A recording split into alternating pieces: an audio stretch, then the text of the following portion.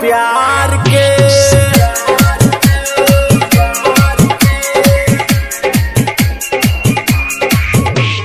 हमरा के गोरी प्यार के ऐसन सिला देलू, आदत न रहे पिए के शराबी बना देलू, आदत न रहे पिए के शराबी बना देलू।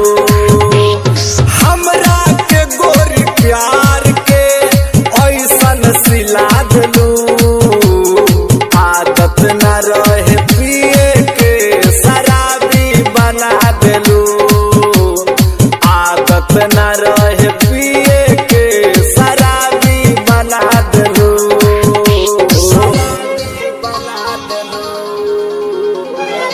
प्यार के नाम पे यहाँ तो लोग खून पीते हैं, प्यार के नाम पे यहाँ तो लोग खून पीते हैं। मुझे खुद पे नाच है, मुझे खुद पे नाच है। हम तो सिर्फ शराब पीते हैं, शराब पीते हैं।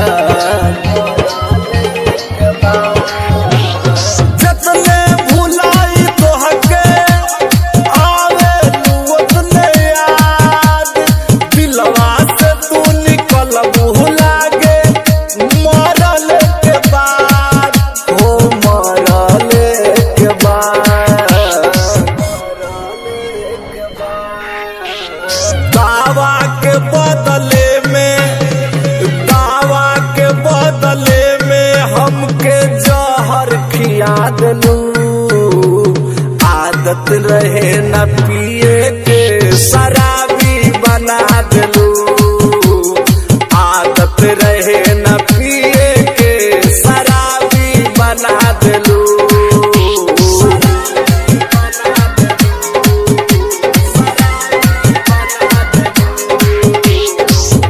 हर शाम का साथी है शराब, हर शाम का साथी है शराब। फिर लोग क्यों कहते हैं इसे खराब, क्यों कहते हैं खराब। डीजे उमेश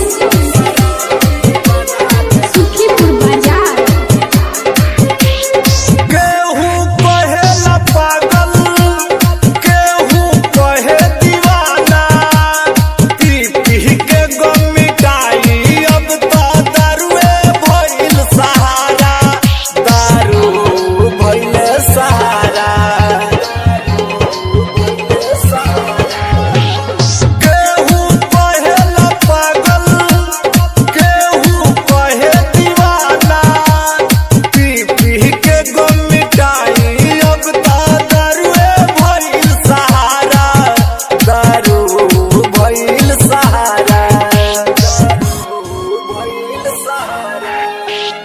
दिल के रही हम धनी, दिल के रही हम धनी, भिखारी बना देलू, आदत न रहे पिए के शराबी बना देलू, आदत न रहे पिए के शराबी बना देलू।